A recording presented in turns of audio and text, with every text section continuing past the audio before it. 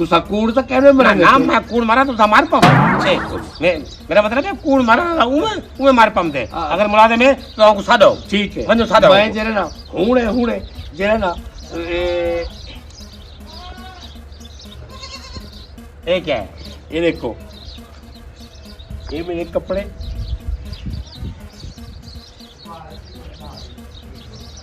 ये क्या करना पे यार ये देखो ये मुलाजिम तैयार मैं बहुत गरीब आदमी है मेहरबानी करो अल्लाह वो पांच तू मुलादे में जी हाँ सही में को नौकरी तरह किलो निक्के निक्के मेरे प्यो माँ यो मतलब निक्के निक्के मेरे बाल 8 जहाड़े तू सारे घर टुक्कर नहीं पकिया